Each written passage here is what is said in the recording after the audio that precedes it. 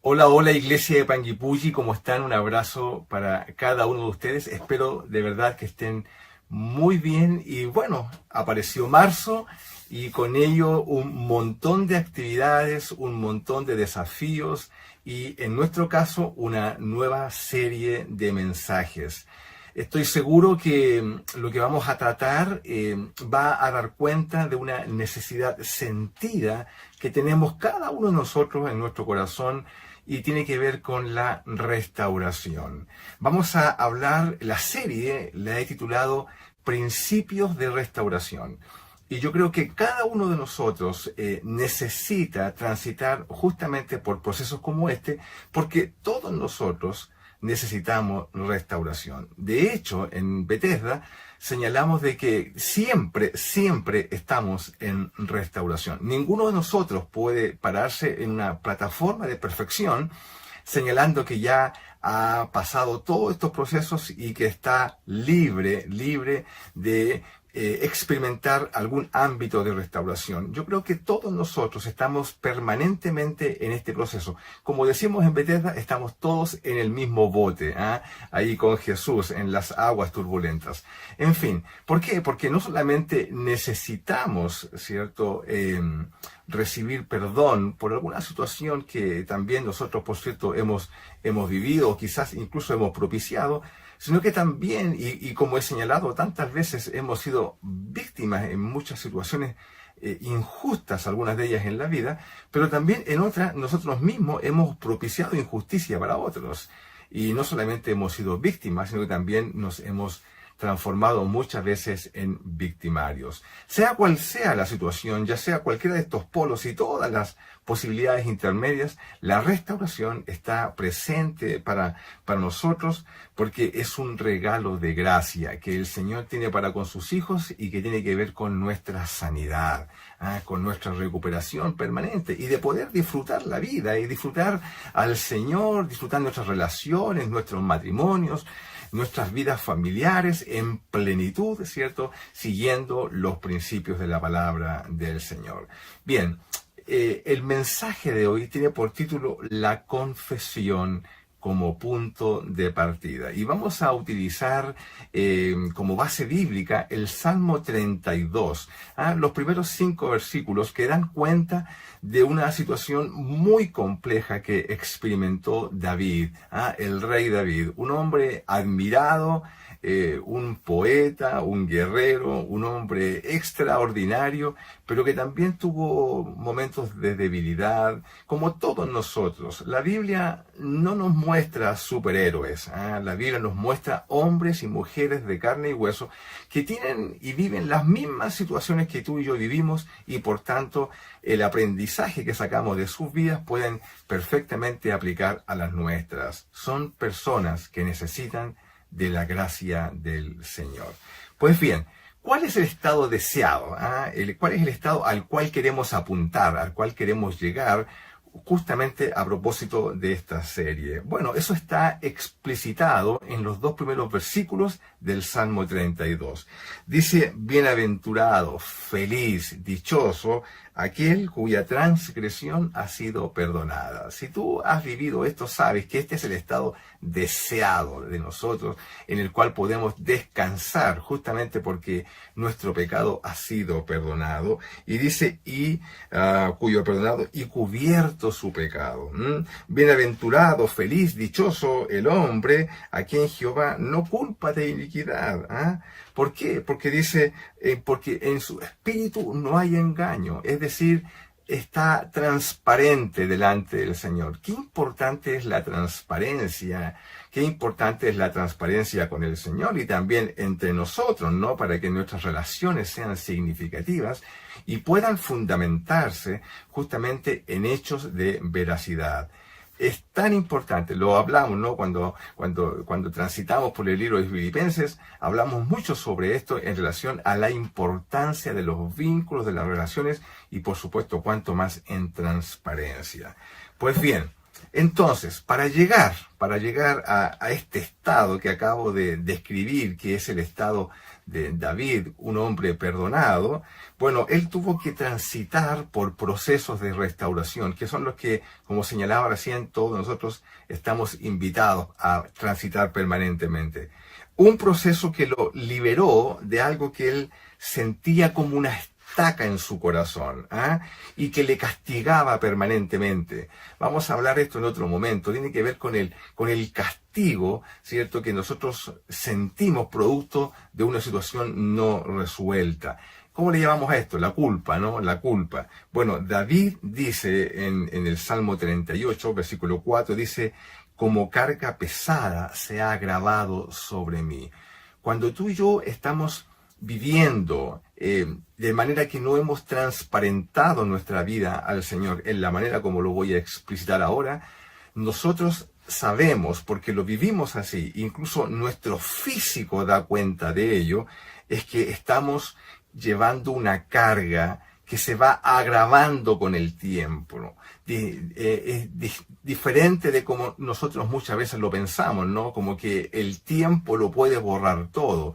Pero tú y yo sabemos, si ya tienes años en el Evangelio, sabes que el tiempo no lo borra y que necesitamos en algún momento pararnos delante del Señor, ¿cierto?, en una actitud de humildad y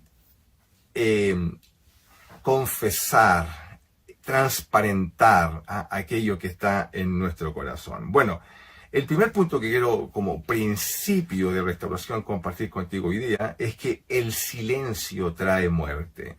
Mira cómo dice el versículo 3 y 4 del Salmo 32. Aquí David nos está narrando cómo era su situación antes que él derramara su corazón al Señor.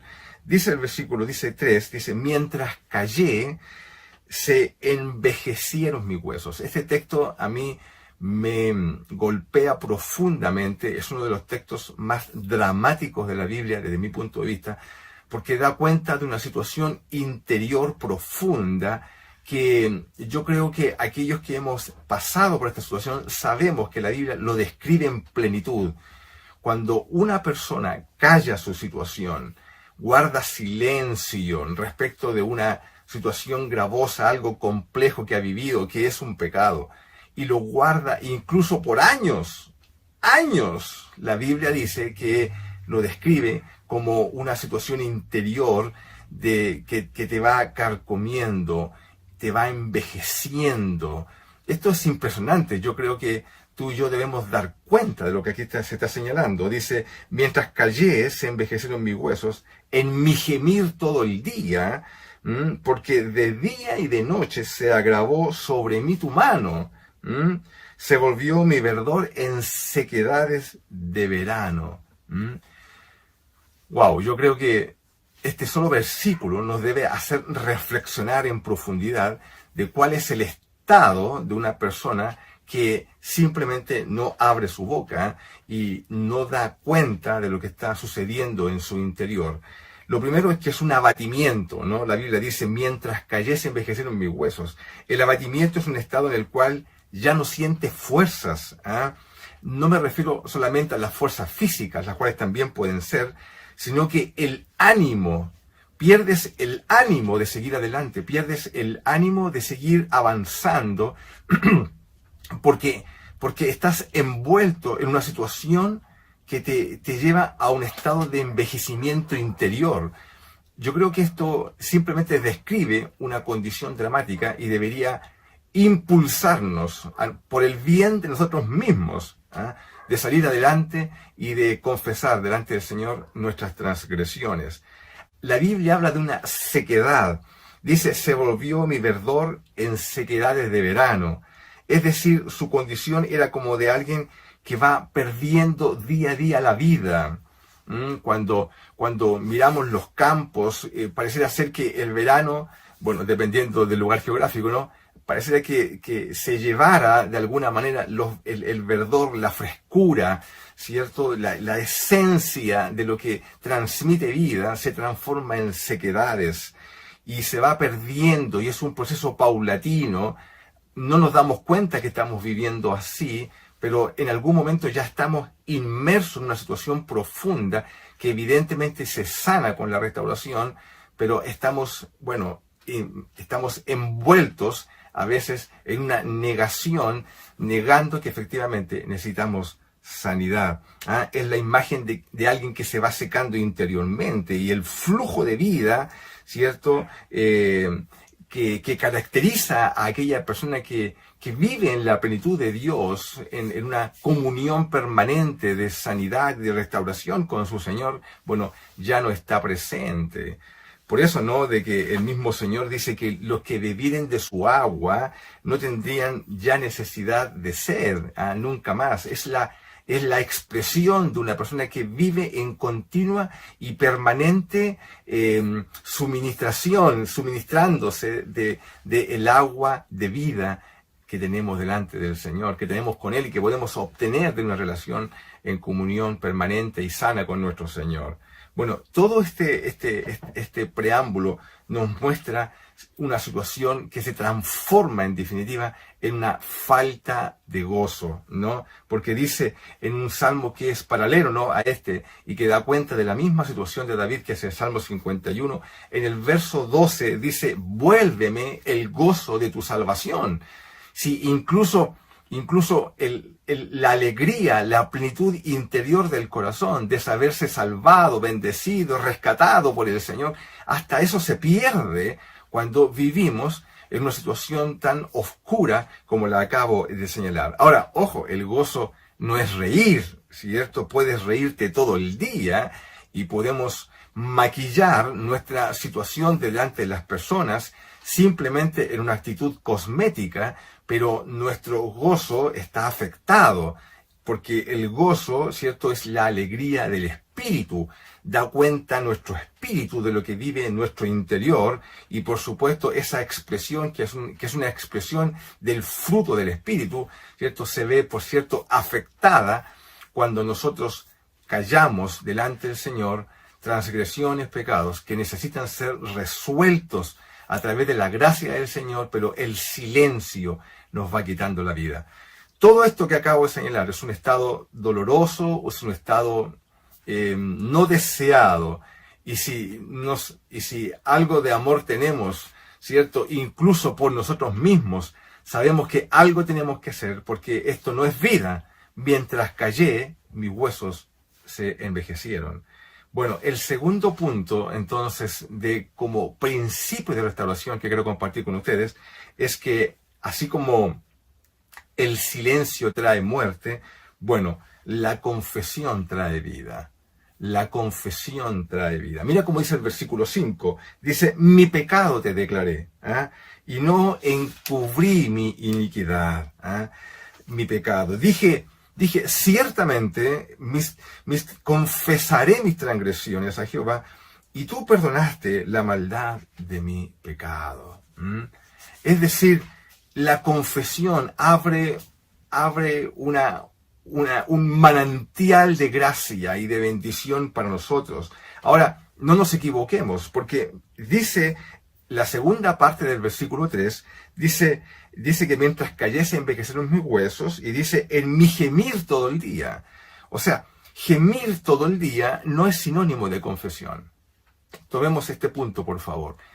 Gemir todo el día no es sinónimo de confesión, porque podemos gemir todo el día nuestra situación, lamentarnos, y sentir un dolor profundo. Quizás no lo expresamos abierta y libremente en los ámbitos en los cuales nos desenvolvemos, pero en lo interior, en lo profundo, en tu intimidad, cuando estás solo o sola, tú puedes gemir todo el día, pero la sanidad no se va a producir por el gemir. La sanidad se produce por la confesión. ¿Ok? Entonces debemos tener en cuenta este punto para poder seguir avanzando. Ahora, el versículo 5 dice: mi pecado te declaré. No encubrí mi pecado, no encubrí mi iniquidad. Y dice: confesaré mis transgresiones. Es decir, la confesión es un acto de voluntad. Este paso demanda un acto de voluntad. David dice: confesaré mis transgresiones, confesaré mis pecados, ¿cierto? Y lo haré a Jehová. Es decir, es un acto racional. No es un acto impulsado por la emoción, ¿ok? Es un acto que hace bajar esta emoción que por supuesto está presente, lo hace bajar a un acto de voluntad. Es decir, tú decides salir de esta situación. Yo decido confesar porque mi voluntad está involucrada hay un acto racional. Yo entiendo que esto no es vida y necesito salir de esta situación como un acto de voluntad. Mira, tú nunca vas a sentir pedir perdón, porque es antinatural a nuestra naturaleza caída. Es un acto de voluntad, tiene que ejercer la voluntad, porque la emoción nos dice muchas cosas. La emoción un día te impulsa, un día no te impulsa, un día te eleva, un día, cierto, te lleva a las profundidades de la depresión. Este es un acto de voluntad. Tú decides, cierto, avanzar en este proceso. Por eso que nosotros en nuestra iglesia tenemos un programa de restauración que se llama Celebremos la Recuperación. Es un programa de 25 semanas, hermano. Imagínate. Cuando lo abrimos, nosotros requerimos que quien se inscriba aparte 25 semanas del año para avanzar en un proceso de restauración. Si no tienes la voluntad de hacerlo, no puedes inscribirte. Lo llevamos haciendo 5 años y hemos visto tremendos procesos de sanidad, producto de la disciplina de querer avanzar en procesos que no se resuelven con una sola oración, sino que requieren confesión, avanzar en la restauración. Hermano, qué importante es tomar una decisión, ¿sí? Esta es la expresión de la cual da cuenta Jesús cuando nos habla sobre el hijo pródigo. Tú debes recordar perfectamente cuando dice así, dice, y volviendo en sí el hijo. Él estaba viviendo una situación que lo maltrataba física, emocional y espiritualmente. Y él vuelve en sí, recapacita y dice, y comienza a reflexionar. Dice, ¿cuántos jornaleros en casa de mi padre tienen abundancia de pan y yo aquí perezco de hambre? Esa es la evaluación evidente. Pero él toma una decisión en el versículo 18 del capítulo 15. Dice, me levantaré e iré a mi padre y le diré, Padre, he pecado contra el cielo y contra ti, etcétera, etcétera. Hay un acto de voluntad. Es el ejercicio racional de decir, esto no puede seguir así. Necesitamos ayuda. A veces estamos tan envueltos en nuestra propia pobredumbre, en nuestra propia situación. Por eso que es importante las relaciones. La iglesia es fundamental en esto, el ejercicio colectivo, comunitario de las personas, de unirse y de asistirse mutuamente. Y un amigo, un hermano o hermana que te ama de verdad, te va a decir la verdad. Te va a decir, hermana, hermano, sal de esto. El camino de gracia está abierto para ti. Yo también, y no lo va a hacer de la plataforma de la perfección, ¿cierto? Al contrario, va a decir, yo también he vivido esto, y le cuentas. Y como dice el apóstol Pablo, vas a consolar en virtud de la propia consolación con la cual tú has sido consolado. Qué tremendo, la Biblia nos da tantos principios de restauración. ¿Ok? Bueno, el pecado, según la palabra del Señor, se declara abierta y transparentemente. Mire, yo como pastor he aprendido esto a través de eventos dolorosos, eventos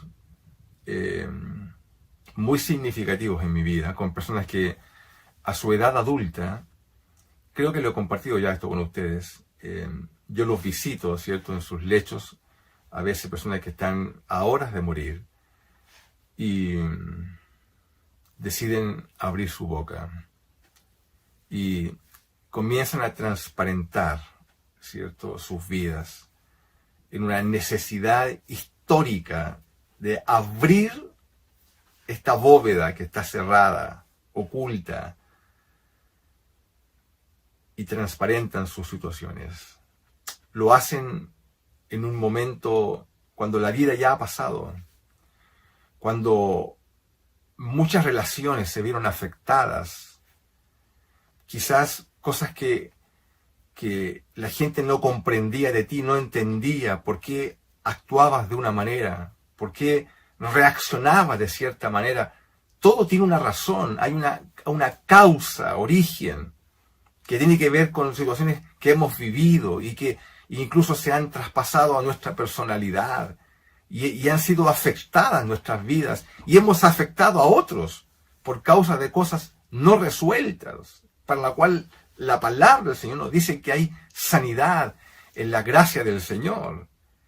Bueno, el pecado se declara abiertamente, ¿sí? Y yo quiero decirte lo siguiente, mira, el secreto que tú más quieras ocultar, o el que más ocultas, es el que más necesitas transparentar, porque es aquel que te sanará. Piensa en esto un momento. Reflexiona sobre lo que te señalo. No, aún más, te insisto en esto. No estoy hablando desde la plataforma de la perfección. Soy una persona que tiene páginas rojas en su vida. La he transparentado delante del Señor para dar cuenta de que así como fueron rojas por los actos realizados en irresponsabilidad, también son rojas porque la sangre de Jesús nos perdonó y limpió nuestra vida. Bienaventurado el hombre, la persona que no ha encubierto su pecado. Dichosa, hay alegría, plenitud en aquella persona que abre sus labios, su boca y confiesa delante del Señor sus transgresiones para pedir perdón. Y tú sabes, porque lo sabes, la Biblia así lo declara, es una garantía de gracia para ti y para mí, saber de que si tú le confiesas tus pecados al Señor, Él es fiel y justo para perdonarlos. Amén. Tú lo sabes, ¿cierto? Puedes decir amén a eso. Bien, justamente porque así nos dice, ¿cierto?, el apóstol Juan en su precioso libro. Él dice así: si confesamos nuestros pecados, Él es fiel y justo para perdonar nuestros pecados y limpiarnos de toda maldad. 1 de Juan capítulo 1 versículo 9. Él es fiel y justo para hacer esto. Dios no puede contradecirse porque su naturaleza es verdad. Su naturaleza, ¿cierto?, es de bendecirnos. Por tanto, no hay contradicción. Tú sabes, tienes que saber que si vas delante del Señor a confesar tus pecados, Dios es fiel y justo para hacer aquello que Él simplemente lo hace porque es amor, es perdonarnos. Pero debe antecederse por un acto de voluntad. Eres tú quien va a la confesión. En fin, yo sé que tú entiendes de que entre el Señor y tú hay un solo mediador. Entre Dios y los hombres hay un solo mediador, que es Cristo el Señor. No necesitas un intermediario para llegar a Dios. La muerte de Jesús hizo posible que tengas acceso libre al trono de la gracia. Sin embargo, yo mismo reconozco la necesidad que produce cuando no solo nos quitamos la máscara delante del Señor, sino que cuando transparentamos nuestras vidas delante de las personas.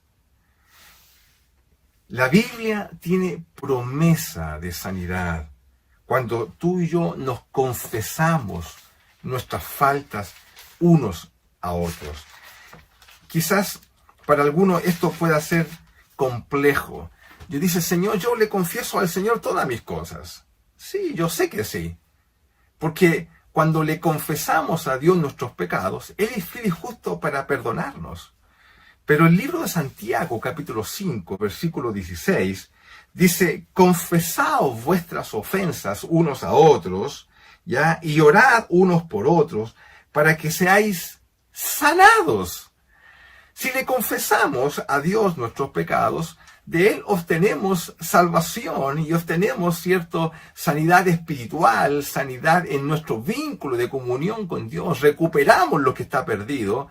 Pero cuando nos confesamos unos a otros nuestros pecados, la Biblia también tiene promesa de sanidad.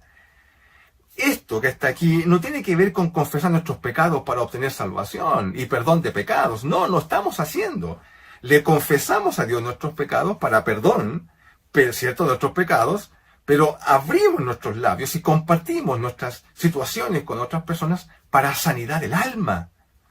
Esto, que es un principio de restauración, en nuestra iglesia lo hemos aplicado de manera transversal, desde el pastor hacia todos los hermanos. Yo recuerdo el día cuando me paré en el púlpito y yo transparenté una situación de mi vida y lo dije abierta y libremente, con temor delante del Señor, por cierto, porque estaba abriendo mi corazón delante de la congregación. Esto pasó hace muchos años. Hasta el día de hoy hay personas que me dicen, pastor, desde ese día todo cambió para mí.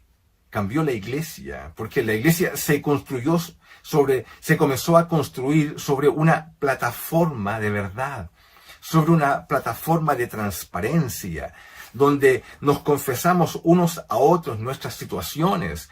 Tenemos reuniones en las cuales las personas abren su corazón y expresan aquello que jamás expresarían. Tú dices, sí, pero ¿cómo haces eso en una congregación? La gente lo va a ventilar. Bueno, de eso da cuenta una iglesia sana.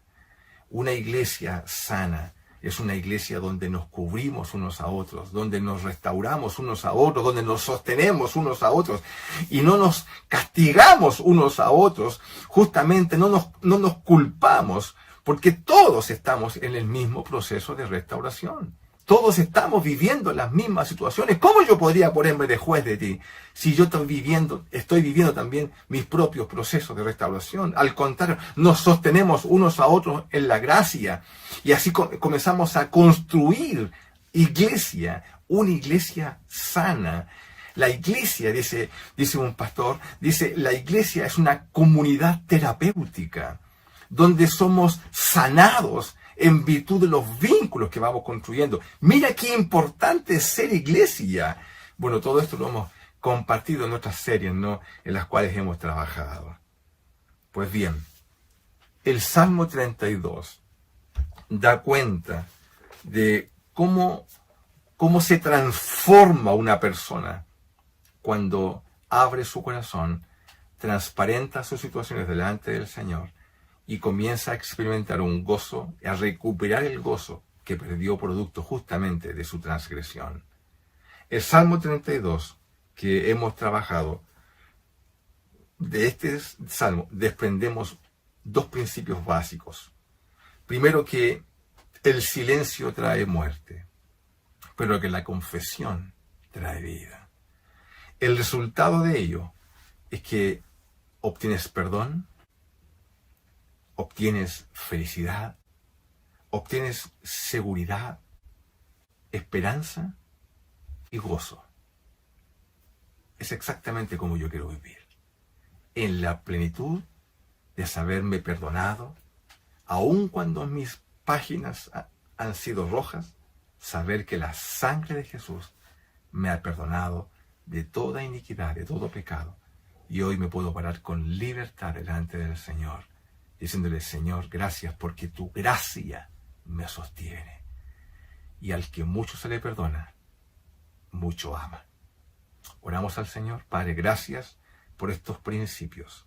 Ayúdanos, Señor. Impúlsanos, Señor, en nuestras oraciones, Señor, a abrir nuestro corazón, confesarte transparentemente lo que vivimos. Y pon en Panguipulli, Señor, personas que puedan asistirse unas a otras en madurez espiritual para que haya sanidad en el corazón de la iglesia. Gracias, Padre. Oramos en el nombre de Jesús. Amén. Iglesia, que tengan un bendecido día. Bendiciones.